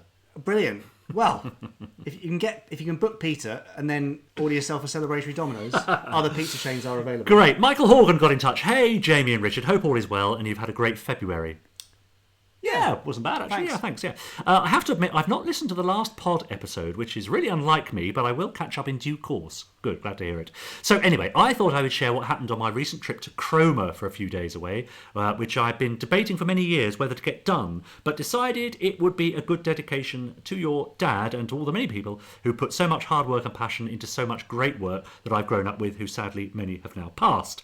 Thanks again, as always, for the hard work, time and effort you put into keeping the world of Gerry Anderson alive so we can pass it on to future generations. See you on the next episode of Fab Live. So what did Michael get up to in Cromer? Well, I mean, how big a fan are you? That's the question. Are you this much of a fan? Michael got an International Rescue tattoo. Now, that's just when it's been drawn out. Yeah. That's not the actual tattoo. Yeah, I should imagine that's itself. before the pain. Here is the tattoo being done. He's putting on a very brave face there and wearing a Joe 90 t-shirt. Yes. Well, anybody wearing a Joe 90 t-shirt will have to put on a brave face, I would think. So, yeah, looking very stoic there. But here is the result. Oh. Now, it does look rather sore. I bet when it's settled down, it'll look lovely. Yeah, then. but it is quite cool. I'm not convinced I would get one myself. No, But maybe Michael, not. that is showing some true dedication right there. Yeah. So thank you. Now, if you have a Gerry Anderson tattoo Right. of any sort, Oh, okay. we'd love to see more. FabLive@gerryanderson.co.uk. We'll see if we can do a tattoo gallery for Yes. next month. Maybe you've got a picture of Orin in the small of your back. Who knows? Oh, what a horrible image. I mean, lovely, an interesting image. How dare you? Sorry, Richard. Great. Megan got in touch. Hello again, guys. Here's Megan. a few of photos, and we picked one to show, I think, from Weta that I thought you might like to share. Weta? Yes, they're the producers of the Gerry and the Thunderbirds Argo. Richard, it's wetter. Weta? For the 500th time, it's wetter. It's by no means all of them, these pictures she sent us, just the ones she posted on Facebook. As you can see, the attention to detail is insane. And she'll send a few more when she gets them off her phone and camera. But for now... We picked one because others were a bit small, Megan. So Yes, there's Megan. you in front of, I guess it's a Moonbase. It's a tribute to Moonbase Alpha. Isn't that great? So, In a Super Marination t-shirt. filmed, raised, on Super Marination t-shirt, which is excellent. So, Megan, thank you for doing that. That's excellent. Are we going to have Super Magnification t-shirts, do you think, available I in the Gerry don't Anderson think we store? will, actually, but anyway, there we go. Okay, rude. Do carry on. Now, Peter Lippmann, who we know well, and you met a few times, I know. Yeah, and, we know gets Peter in touch Lippmann. very often. Hi, Jamie and Richard. I hope you're well. Just to let you know that I contacted the BBC. Oh, to make a complaint about it. To let them know that we need Firestorm on Saturdays at 6:35 p.m. We absolutely do. Wouldn't that be great? I made it perfectly clear that there'd be detentions all round unless they took me seriously. Surprisingly, I received a personalised message saying my enthusiasm for all things Gerry Anderson was very clear, and they would try to find out more about the up-and-coming series. Brilliant. I didn't get where I am today, says Peter, without making it perfectly clear to the BBC that we need Firestorm on Saturdays at 6:35 p.m. As a matter of fact, Thunderbirds aired at exactly that time on the 2nd of October 1965 on ATV London, the region we got in the southeast at the time. So I say it's compulsory that they take action. Agreed. They haven't heard the last of me by a long shot unless this is followed through, says Peter. I shall even send some ex-pupils up there if it appears necessary. SIG, Peter. Thanks, Peter. Forever the teacher. Absolutely. Never leave the professions behind. That's right. brilliant. Thank you. And lots of you have emailed a few broadcasters all over the world Yeah. to ask them about Firestorm. It actually does help because course we it go does. into meetings and they're like, "Oh, we've actually had a few emails about this," Absolutely which right. really helps Yeah, because that's right. for every email they have, they know that there are maybe 100, 1,000 other people thinking the same at least. Yeah. So they mount up quite quickly how kind of important they are. Indeed so. Infinity Masks and Sculpture says, Hi Richard, I want to make a full head mask of Officer Orin, but I'm struggling to find any good photo references. Can you help? Just take a screen grab. Hey, I'm not actually wearing the mask Oh, now, sorry. Jerry. Sorry. You can find them online, I suppose. I don't really know what to say to that. There are pictures of Orin online. Well, you know where there are quite a few. In your personal collection?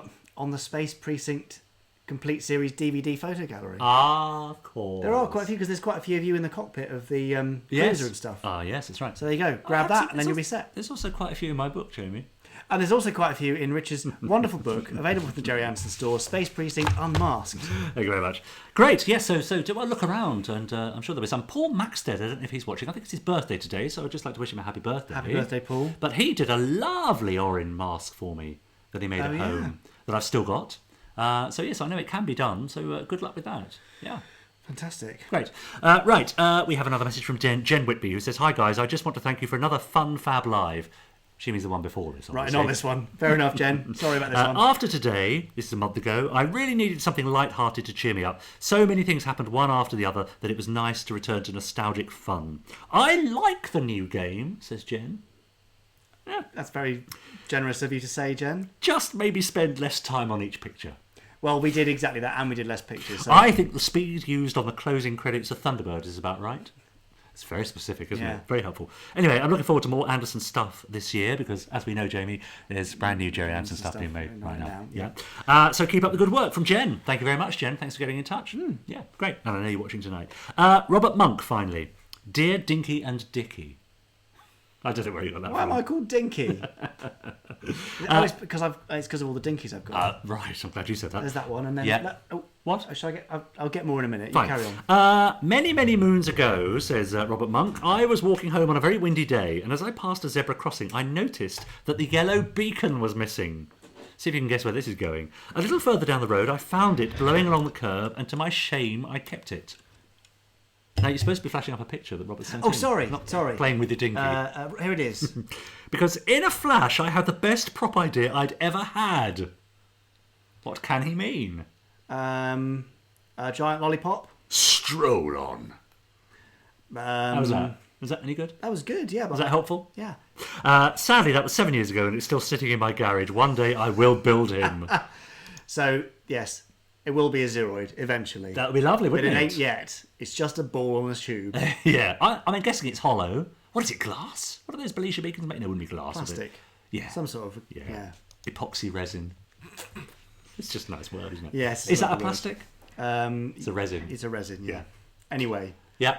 I'm just looking at messages. Tea in a green mug, which isn't a Spectrum green, says Jack Williams. What? I don't know. Just reading out his message. Do you have any insight when Amazon in the US says Drake L's 6 is going to release more Thunderbirds Are Go? I know there's at least 13 episodes of TBG that they haven't released in the US. Any ideas? Sorry, no. None. We don't. We're not part of Thunderbirds Are Go, so we don't get any info beyond what is publicly available. So, Steve Richards, is it just me or does Richard look like Dick Spanner? Well, it's the eyebrows, isn't it? Yeah. What can he mean? No, I can definitely Dick see Spanner? Yeah. Oh, come on, he's a hero. Well, all right. I mean, sort of, yeah. Anyway. I mean, Virgil Tracy, I can see. Can you? Great, that's all we have. That's all the viewers' emails. So do keep them coming in. There's that other one that I printed out for you. Oh, yeah. It's there. Last email now with some bonus content. An unexpected one. Do you want to read that? I can read it. Yeah, okay. Right, this is from James Fielding, of course. Good evening, James. Hello, Rich and Jamie. I just thought I'd throw over a couple of bonus items for tonight's Fab Live if you feel you could use them. Well, it's one bonus item we're going with, isn't it? We're not doing that bit. So do I miss that bit out? Just do that one. The first is an interesting find. The only is an interesting find when I was browsing through a box of antique photos at a recent ephemera fair. After browsing through lots of mundane photos of family gatherings, holiday snaps, etc., I found a great photo of a little girl riding on a supercar ride. I wasn't even trying to find anything Anderson related, so it's a nice surprise. Photo attached. And here it is. That is a brilliant photograph, isn't it? I had no idea that the supercar ride even existed. I mean, she doesn't look thrilled to be on it, to be fair. No. I do like her prisoner blazer, though. Yeah. It's probably, well, it wasn't out then, was it? But oh, all right, fair enough. Well, actually, I don't know when this was out. Exactly. When this was taken, but I'm assuming early 60s. Dee Dee says, good morning from down under, Dickie and Jamie. That's nice, isn't it? Good morning, Dee Dee. And Chris Honey also said, the reason I called you Mr. Marvellous was because of the mug. Oh, I see. He doesn't actually think it. No, of course not. It'll make sense now. Thanks for the clarification, Chris. Ashley Bell, can I have your mug, please, Richard, in return for your autograph? Hang on, that means me giving two things away, doesn't it? Yeah. You can't ask for something in return for something else that someone's going to give you. Them tolerating having your autograph in their collection. So, yeah, that's true. Yes, if you do want the heat-changing mug, which is rather marvellous, then you can get it from the Gerry It's Anderson turned back store. now because the tea's gone cold. Yeah, it's gone back to blue, but when it's hot, you go back, Yeah. rewatch later on, and you can go back and see it in hot state. Yeah, Tone 720 says, think Space Precinct in HD would be difficult due to the master copies that exist on the fear, blah, blah. We know all that. Yeah. You know all about Space Precinct probably never being available on HD. It's just one of those things. Unfortunately, it is. Yeah, great. Good. Anyway, shall we play a game, Richard? Yes, because that is the end of the viewers' emails. However, if you want to get in touch with us, please give us enough time. Don't leave it to the last moment. Email in your pictures. We love to see them. Toy collections and so on. That's one we didn't show. What was the toy collection? That's from Richard Burnett. Yes, I've got that. Quickly, chuck it in. Yes, Richard Burnett says, here's a photo of my Gerry Anderson collection of models, DVDs and books. Still looking for a few of the Konami UFO collection and the Vivid Animation Space Precinct figures. Ooh. My wife says I need to grow up or we need to get a bigger house. Possibly. God, look at all those. Look at them. That's a great collection there. I can see all the Scarlet figures from the 90s. Yeah. Stingray. Yeah. Thunderbirds boys. There's some Space Precinct ones down there, but I don't see an orange. No, that looks like Simone Bendix or Haldane or something there, isn't it? Well, that's the snake there, isn't it? I think that might be Fredo, actually. Oh, is it? Oh, okay, it's my eyesight then. Sorry, Simone. Anyway, yeah, lots of goodies there. And plainly a man of taste because he's listening to the Richard Gregory tribute episode of the podcast there on this screen. Yeah, nice work, Richard. Nice product placement in your photo. Great. Yeah, so that is the end of the emails. What I was going to say is send them in to fablive@gerryanderson.co.uk and we'll try and read them out or show pictures next time. Yes, that email address which you can barely see because of the poor lighting and positioning of the text. Have I got to get the hairy hat No, don't get the hairy hat. Put it down. Not the hairy hat. fablive@gerryanderson.co.uk. And now it's time for a game of some Oh, sort. brilliant. Shall we play Fab or Fib? Oh, I was going to go for Blankety Blank first. Let's play Blankety Blank. Are we ready for Blankety Blank, folks? I bet you can't wait. Appearing tonight on Virtual Tracy, Destiny Angel, Officer Orange, Atlanta Shore, Captain Scarlet, and Dr. Venus. And here are your hosts, Richard James and Jamie Anderson. Right. Now, just scroll back up for me, Jamie, on the comments, because there's an answer there to Richard's email. Go down. Yes. So Richard was saying, Richard Burnett, who sent in that picture of his toy collection, I've either got to get a bigger house or leave my wife. Robert Cassidy very helpfully says, in big capital letters, divorce her.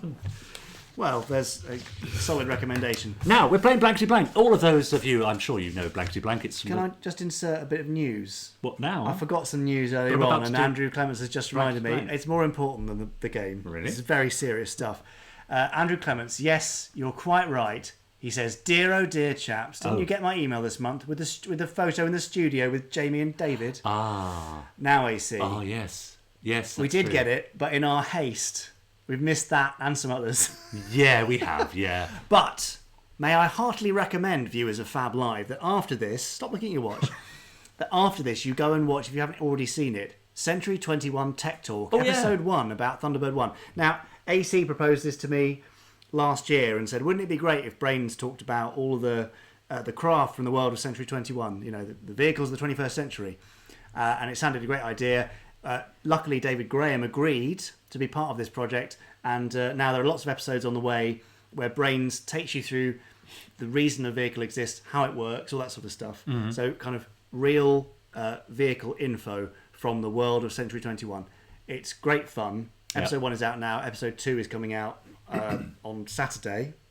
And lots of people have watched it and loved it. And there is a nice photo of him, me and David Graham in the studio, but I completely forgot to include it in the news. So sorry, AC.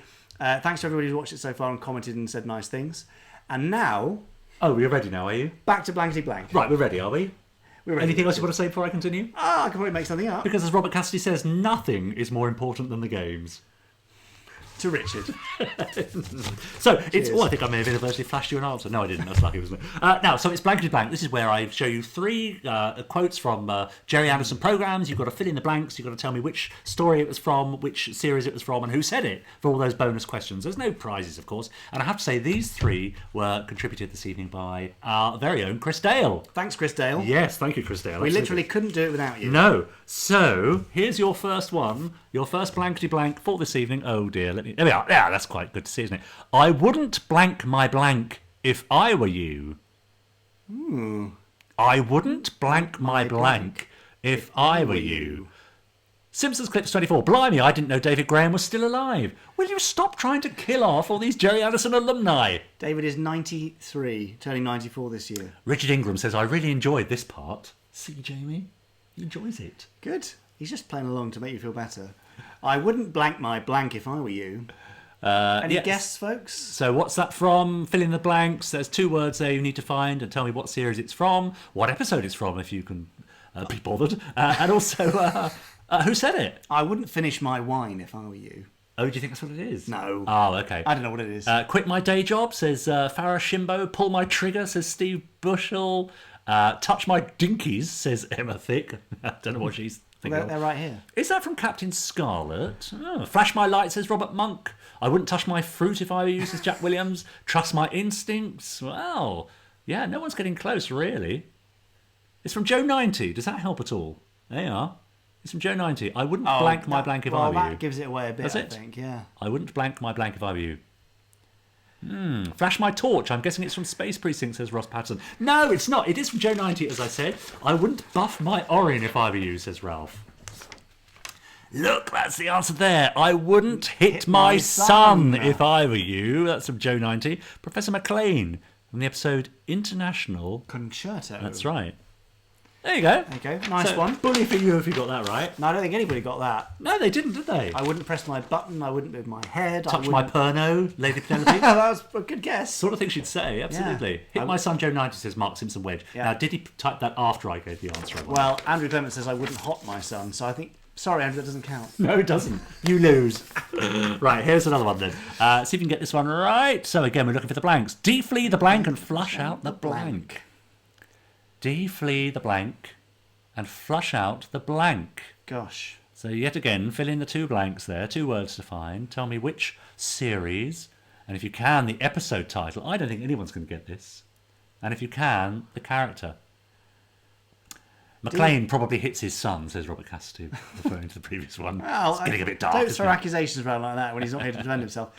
Deflee the dog and flush out the bog. Oh, well, do you know you're quite close there, Jamie? Am I? You're quite close. It's very rare that I'm close to I know. Deflee the blank and flush out the blank. What could that possibly be? It's all gone very quiet, hasn't it? It has, nobody can guess. Deflee the dog and flush out the cat. Oh, interesting, Emma. You've gone for a certain theme there. Yeah. Deflee the Orin and flush out the Richard. Yeah, hey, deflee the cat and flush out the rat. Deflee the Protectors. Look at that, Simpsons Clips, 24. Lavender Castle, Birds of a Feather, Short Fred Laird, he says. Oh, of course I know where that's from, he says. Well, possibly. Dog and infection. Flush out the infection. Deflee the dog and flush out... Sounds like a day in your house, Jamie. It does a bit, yeah. The cat and flush the rat, says Robert Monk. It's from Captain Scarlet, says Ashley Bell. I love the long silences when I set these, says Chris Dale. Yes, you devil, you. Okay, it is indeed from Lavender Castle. Put them out their misery. It is Short Fred Laird. And, yes, there's the actual phrase, deflee the parrot. And flush out the lavatory. That's right. So you were close, Jamie. Short Fred Laird, who was the pilot with pirate with one leg and 2 crutches in Lavender Castle. I once knew a man who had a wooden leg and a real foot. Really? No. From the episode Birds of a Feather. So well done if you got that right. I know at least one of you did. And finally, you'll be pleased to hear... Finally!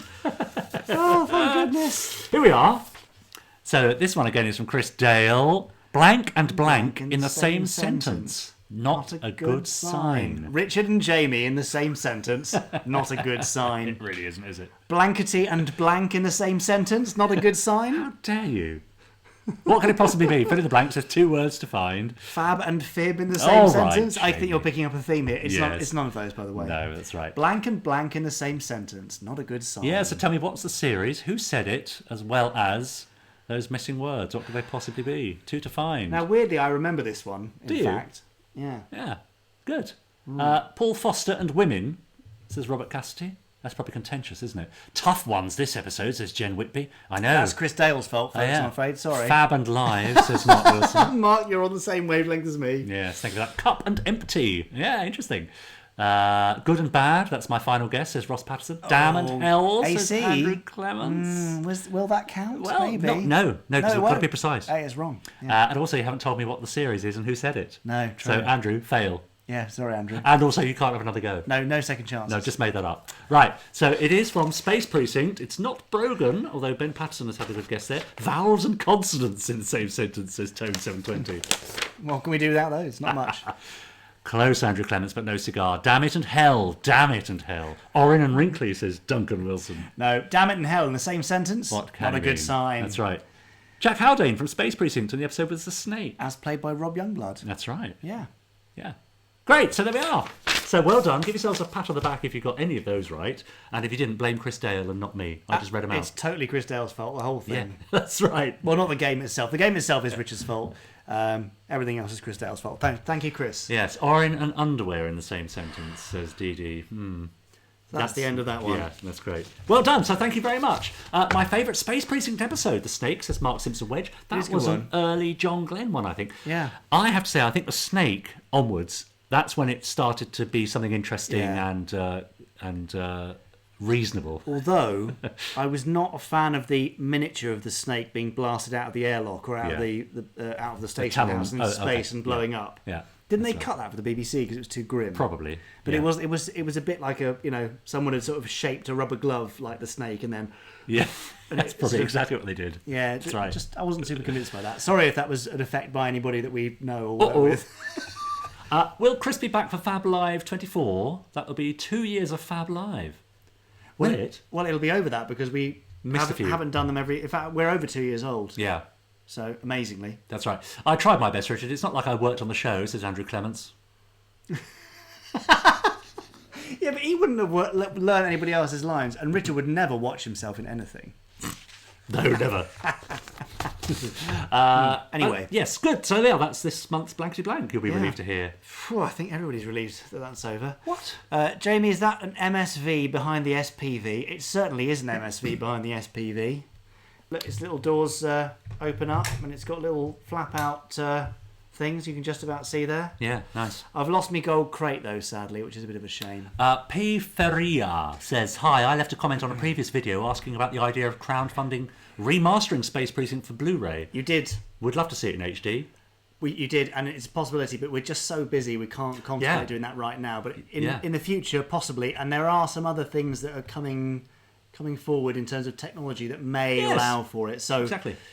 Let's see. Laura Stanley, I have a question for Richard. How did you breathe/see out of that Orin mask? Well, barely is the answer. He did it all out of his ears. Yeah. Breathing, it was quite tricky. Couldn't breathe much through the nose, I remember. A lot of mouth breathing. And, vision, as you can imagine, was quite impaired. Yeah, but they had little slices by the eyes, didn't they, that let you see through. But if you look in the early episodes, you can kind of see us fumbling around, using the walls to guide us as we walk around. Well, didn't they initially just have slits, and they didn't really open very much, so eventually they opened the slits with a mesh behind. That's true. And that kept the slits open, but also kind of impaired the vision. That's true. Yeah. Not easy. Yeah, that's right. Not easy being Richard James. Oh, tell me about it. I hope you're having a curry after the show tonight, says Simpsons Clips 24. Well, save some for me. No, we had some lovely saucy pork earlier. We had a bit of my favourite special recipe saucy pork. Yes, it was which delicious. It was a bit overcooked though. Yeah, great. Anyway, should we play another game? Oh, great, yes. What is it now? Is it time for you know what? I think it may be time for... And now, ladies and gentlemen, it's time for... Fab or Fib.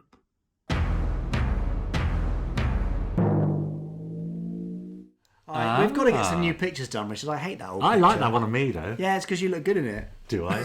Do I? Where was that taken? When? I did know. That was Sci-Fi by the Sea. Was it Sci-Fi by the Sea? Yeah. Yeah. That's not what it was called. Sci-Fi Wales. Sci-Fi Wales. Yeah. Was it? I get them mixed up. Yes, it was in fact. I thought it was Scarborough, but... No, I didn't do Scarborough. Oh, okay. Anyway, sorry. Yes. Hello, Jamie and Richard. How did your Gerry get the hood's eyes to light up? Bulbs. Right. There you go. There's your answer. Sorry, that's a really boring answer, isn't it? Yeah. Yeah, bulbs. Wasn't candlelight, wasn't post-production, it was bulbs. Bulbs. Yeah. Someone suggested that we get Idris Elba to interview him about his time on Space Precinct. Well, bearing in mind the last time he was reminded of this on the Graham Norton show, which I was invited along to because we cleared a clip for them. Yeah. And they showed it, and I think they cut out most of his reaction in the final show because he sort of went, I can't remember it really. Yeah, people go on about it, but I can't remember a thing. No. So there's no point. He No. doesn't remember it. It was a half day. Yeah. 25 years ago. Yeah. It was a bit part. He didn't care. He got revoiced anyway, so he was probably annoyed by it. So no, sadly not. Martin Smicky Smith says, damn it, his break's over, so it's back to work for him. Therefore, my answers are 1 fib, 2 fib, 3 fab, 4 fib. And 5 There fib are also, five. I suppose. Yeah. So, right, this is Fab or Fib. Oh, yeah, it's fab or fib. Richard, do you want to explain the rules? Oh, it's quite easy. You all know by now, because I know you've been watching. I give you 5 facts from the Gerry Anderson universe, and it's up to you to decide which are fibs and which is a fab, which is true. Are you sighing? Just because I have to draw them, that's all. You do. You do have to draw them. So, remember, you've only got 1 fab. You can only spend 1 fab. So if you spend it early, that means all the rest are fibs. Yeah. That's it. That's the only rule, really. You get one chance. Can I have the pens, please? Yeah, the box of pens is... There we are. So now, a little addition that we've been doing over previous months is that Jamie gets to draw these scenarios, which he enjoys, as you can see. I'm thrilled. Now, the first one, look, I've sort of prepared something for you, actually, Jamie, because the first fab or fib concerns Martin Landau. So I don't have to draw Martin Landau now. So I've given you a bit of a head start. Brilliant. Right? Thanks. So, here's your first fab or fib. So is this Fab or fib? Is it true or false? Space 1999's Martin Landau Brilliant, already drawn for is a member of a pretty small club. He is one of a small number of actors and personalities who turned down the opportunity to appear on This Is Your Life in 1975. As the host, Eamon Andrews appeared during filming at Pinewood with his famous Red Book, Landau was heard to exclaim, "I've had too many wives to appear on this show." True or false? Fab or fib? What do you think? Don't worry, Jamie, you're a good artist. Jamie looks thrilled. Poor him. Steve Bushell, sketchy, sketch. Can't think what he means. Martin Landau. Is he one of a very small club of actors and personalities to have turned down the opportunity to appear on This Is Your Life in 1975 by exclaiming when Eamon Andrews appeared at Pinewood with his famous Red Book, "I've had too many wives to appear on this show"? Fib, says Robert M. Cassidy. I'm saying fab, says Will Farrell. Love Jamie's sketches, says Duncan Wilson. Fib, says Dominic. Fib, says Keith. Fib, says Emma. Fab, says Ralph. Fib, says Mark.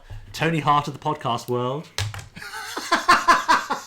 No, he is says deceased, Robert isn't he? No, he is deceased. Right, yes, brilliant. Tough one. I'm going to go early with my fab, says John Davis. You can't use it again. Are you ready for Let's this? see your picture. Okay, talk us through that. Well, that's whoever the host of Eamon Andrews. Eamon Andrews, who's very sad and has thrown the big red book on the floor because that's what happened. He turned up with a big red book, and obviously Martin's saying, "No, get out." Yeah. All that time and preparation's gone into it. Yeah. They have to pull the plug. There you go. Very and good, Jamie. You can see how sad Eamon Andrews is. That's a very good sad face. Great. Fib says Farah. Fab says Rob Hill. David Phillips says fib. Scott says a fib. Well, Bowie's bulge says fib. Anyway, let's move on to the next fact then. So if you've used your fab, that means the next four are fibs. Anderson voice actor. What, a paper? Now, I've actually prepared something for you here, Oh, Jamie, I've got a head start again. because this fact features Space 1999's Martin Landau. I can see a pattern emerging here, Richard. So I've given you a bit of a head start. Brilliant, thank you. Did you know, viewers at home, that Anderson voice actor Denise Breyer, known to us all as the voice of Zelda from Terrahawks and various others, once set up a production company with Space 1999's Martin Landau to produce documentaries on subjects that they both had an interest in. The ill-fated company got as far as only 2 documentaries before it folded: Denise's Cheeses and Landau's Spandau, in which the Space 1999 actor, Martin Landau, visited Berlin's Spandau prison. Is that fab or fib? Did Denise Breyer set up a production company with Space 1999's Martin Landau to produce documentaries about subjects in which they had an interest? Did they only get as far as Denise's Cheeses and Landau's Spandau? Fab or fib? Fib, says Mark Wilson inexplicably. Lauren says fib. Robert says fib. Neil Robert Holloway says fib. Steve Bushell says fib. Is the book hidden behind Jerry's bust fab facts? Could be. Sounds like a fib to me, says Bowie's bulge. Dee Dee says a fib. Fib, says Scott. Fib, says Emma Nichols. Well, they seem to be all of one mind on that one. Fib, says Mark Simpson Wedge. Dennis Neal says fib. Well, are you right? Some of you are holding your fabs back then in that case. So did Denise Breyer set up a production company with Martin Landau? What have you got for us, Jamie? This one, I struggled a bit because didn't want to draw Denise because it would only be offensive. Sure. And she's such a lovely, glamorous lady. Yes. So there you go. What's going on there? Denise has gone off stage. Yes. And she says, "That's my bit, darling. What's yours?" And she's left the cheese behind. I see. And Martin's trying to work it out. Landau's. Oh, I see. This is before he came up with the The concept. idea of Landau Spandau. Yeah, exactly. Great. Very good. Could have happened like that. Right. Let's move on to the third one then, shall we? Now, Jamie, I've given you a bit of a head start because the third fact features Space 1999's Martin Landau. Brilliant. There you are. So that will help. Right, so I'm not sure it does help, as you've seen with the previous 2. Oh, dear. Did you know that Gerry Anderson was lined up to produce the new series of The Saint in 1978? But he objected to the casting of Ian Ogilvy in the title role, suggesting Space 1999's Martin Landau instead. Is that true or false? Is that fab or a fib? If you've used your fab already, it must be a fib.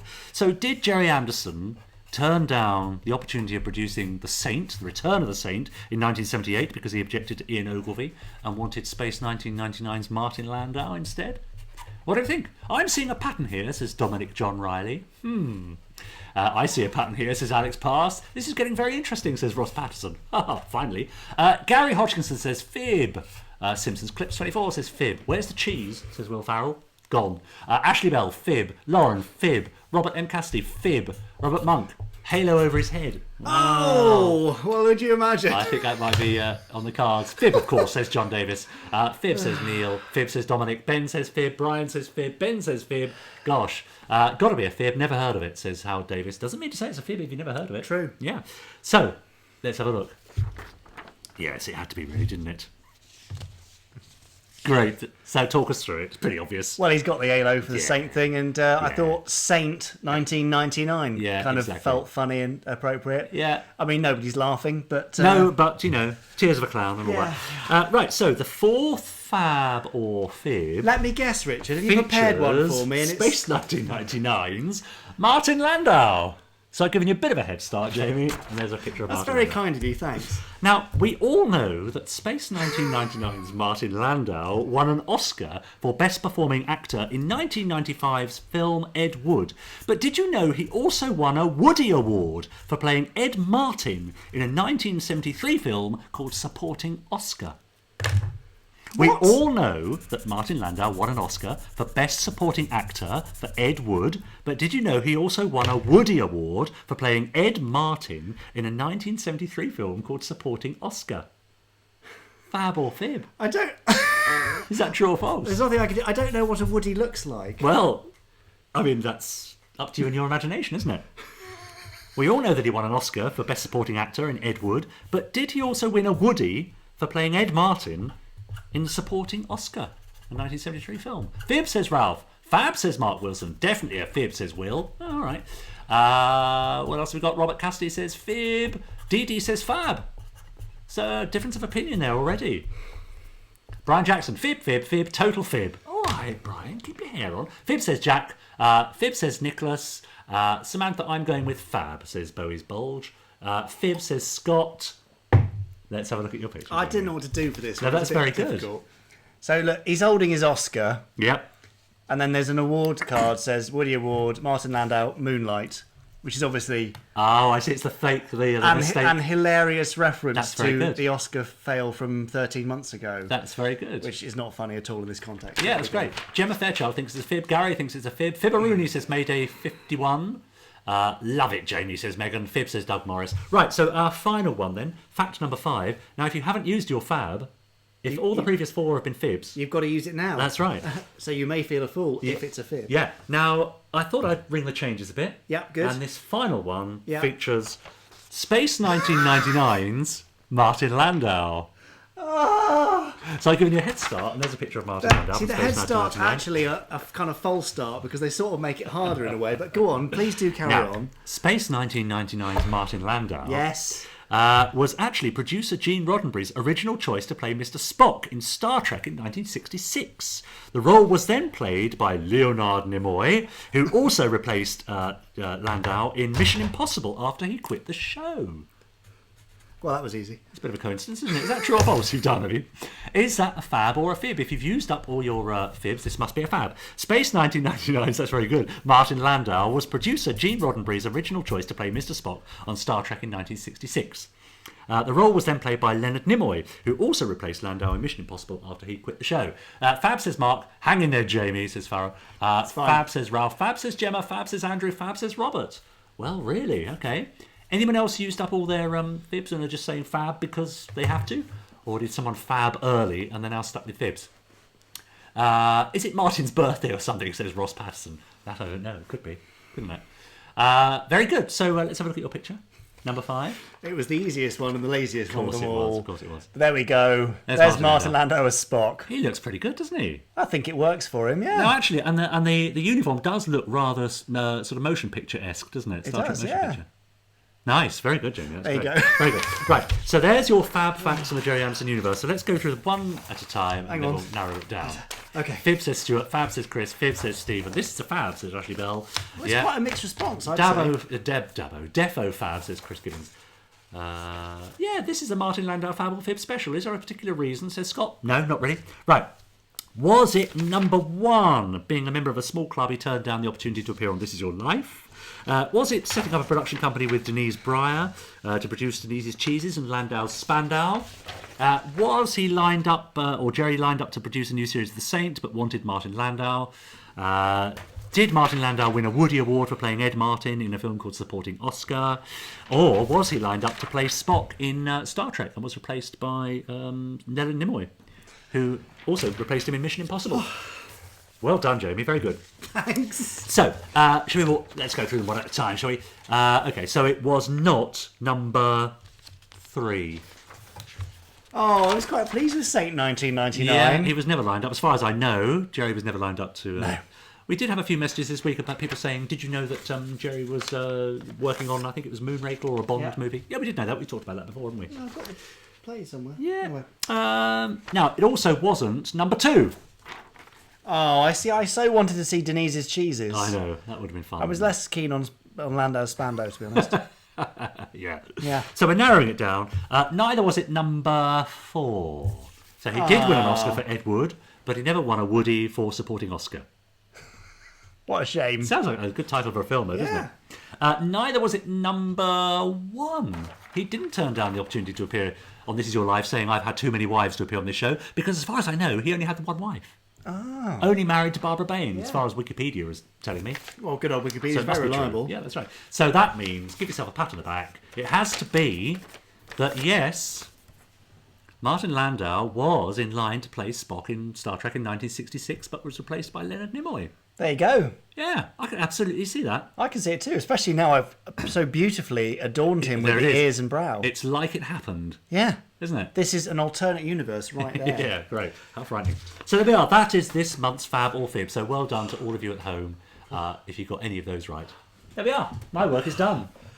Well done, Richard. Yeah. I'm absolutely exhausted from that. Yeah, good. You did very well, Jamie. You patronising git. No, you did, but we're all very proud of you. Thanks very much. Yeah, lovely. Great. Well, there we are. So, yeah, that's the end of Fab Live 22, pretty much. I think so. I think we covered all the bases. And we've done it in exactly 90 minutes, which I think is pretty impressive. Before we wrap up, it's your last opportunity to get any comments or questions in. You've got about 12 seconds before they appear. So we'll be saying our goodbyes. When's our next one then? April or something? The 1st of April. It isn't. April Fool's Day. It can't be. It really is. So you can expect some nonsense shenanigans from me and Richard James. Crikey. Yeah, great. Should we have a quick news recap while everybody puts in their questions? Yeah, go on. I almost played the whole news intro then. We don't need that. No. So a very, very quick news recap. Joe 90 Deluxe released on the 18th of this month. That's Monday week. Yep. A week today, in fact. Right. If you want to use English terms. That's got a lovely book from Andrew Pixley, a comic, and Volume 4, including extras. The Blu-ray, it looks beautiful. Grab it. The box has got space for your existing volumes. Only 1,000 worldwide, and they will sell out in no time at all once it's released. So grab them now while you can. Funko Pops are on the way. Thunderbirds Funko Pops, Parker, Lady Pan, LOP, who will be spell checked hopefully by the time she's out, and Brains. Yeah. Space 1999, The Vault is out for Breakaway Day this year. Lovely book, hardback beautifulness, which will be available for pre-order from the Gerry Anderson store very soon. Space 1999 is currently being shown on UK TV, on Forces TV. You can find more information about them at forces.net/Forces TV, I think. I feel like I've made that up, but I'm pretty sure it is that. Yeah. You can find them on your Freeview box and satellite, Virgin Media, Sky, and all that sort of stuff. Mm-hmm. We said goodbye this month to our dear friend Richard Gregory. Very sad. A lovely tribute at his funeral. Lovely turnout of people, colleagues from across the years. Yeah. And he would have absolutely loved it. Yeah. So that was nice. Yeah. As nice as those things can be. There is a charity event this Saturday, Rescue One in Mersey, near Colchester in Essex. And tickets are still available, so do go along there, raise some money, and meet some of your heroes and the people that made them. Scarlet pistols are out. There they are. Beauties. They are absolutely lovely. Yeah. And they come with these lovely display stands, which I'm now probably going to drop them off by mistake.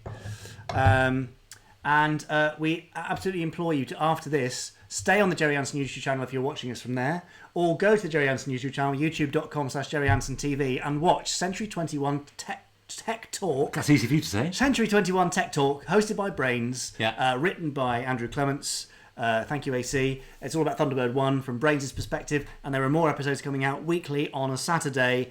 on that Gerry Anderson YouTube channel. Yeah. And I think that is it for our very quick news roundup. So Great. thank you all for watching. Does the website have both colour options for the Scarlet gun? It currently has scarlet, blue, green, black and white available, but green is very limited, as is black and white. In fact, all the colours except scarlet are extremely limited, and scarlet's limited. So Great. If you want to grab them, grab them. Someone said they can't join us on April the 1st because they're going to see Brian Blessed in Bromley. I suggest you stay at home and you'll probably hear him from Bromley, to be Exactly. honest. Yeah, you could watch us as well. Well, if you can't watch us live, then do watch us back later. And if you're watching us back later now, then, we're thinking of you. Yes.